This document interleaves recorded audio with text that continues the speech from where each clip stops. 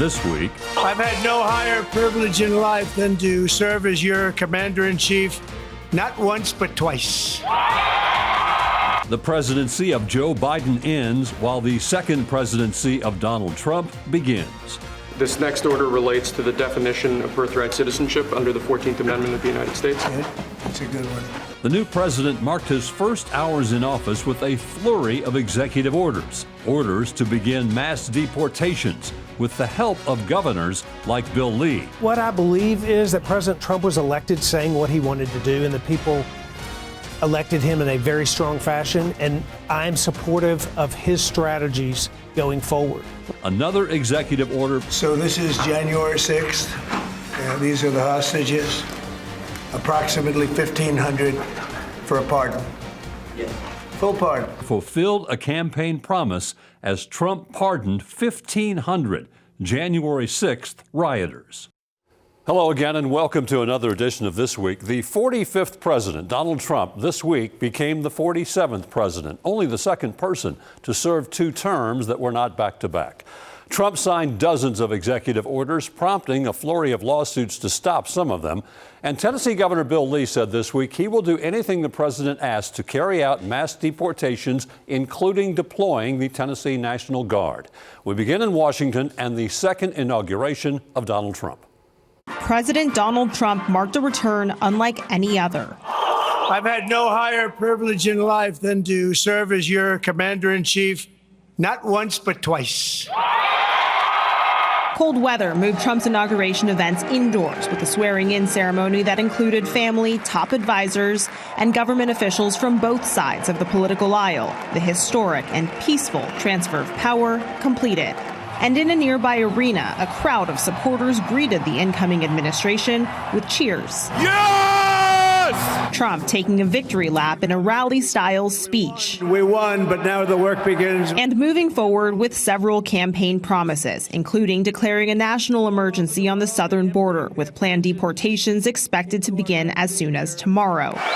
He tossed pens into the crowd after signing executive actions in the arena, then returned to the Oval Office with a new stack on deck. Among them, an end to birthright citizenship, guaranteed by the 14th Amendment, and sweeping pardons for approximately 1,500 criminal defendants who stormed the Capitol on January 6th. Tonight, I'm going to be signing on the J6 hostages, pardons, to get them out.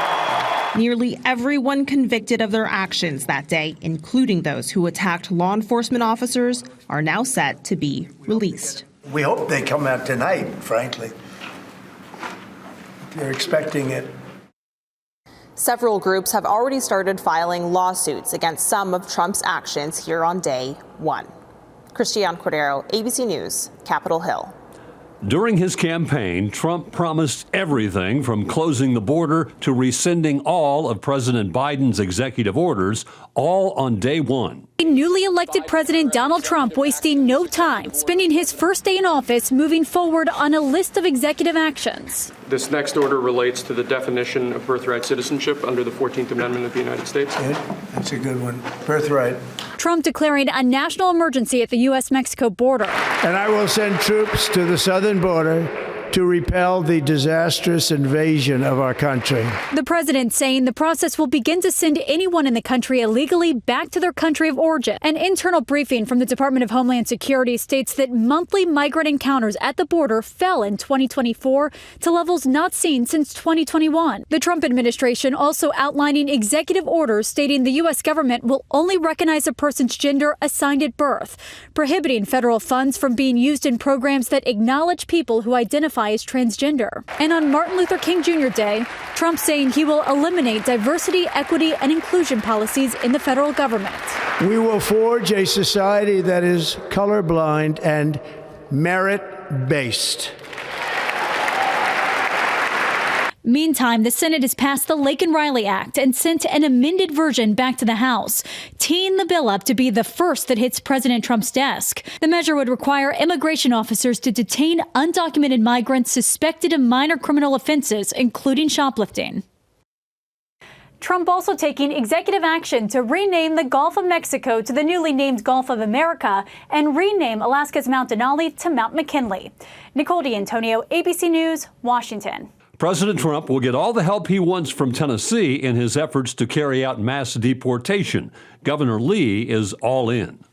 Please raise your right hand and repeat after me. President Donald Trump's inauguration, setting the stage for sweeping changes. Congratulations, Mr. President. Near the top of the list, mass deportations.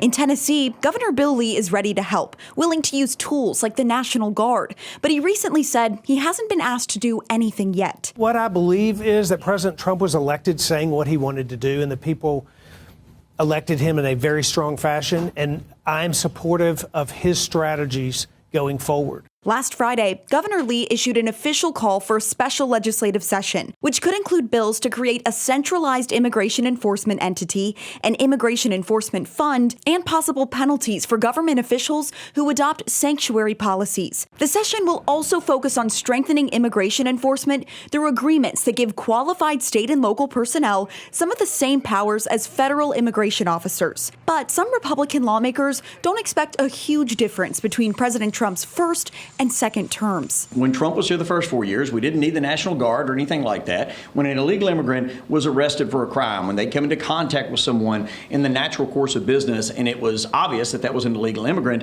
then ICE was notified and they were deported. And so I would assume anyways that it would go back to the way it has always been. Now, groups like the Tennessee Immigrant and Refugee Rights Coalition are preparing for the unknown. A lot that we're doing right now is just making sure that people understand, what are their rights. Under the Constitution, everybody has rights regardless of your immigration status. Turk is also connecting families with temporary guardians in case parents get deported without their kids, and counselors to help handle the stress of what could come, which even Governor Lee can't answer yet. Hypothetically, guessing what's going to happen in the next months and years is not something I'm going to get into. I will support the president and his efforts. Reporting in Nashville, I'm Tori Gessner.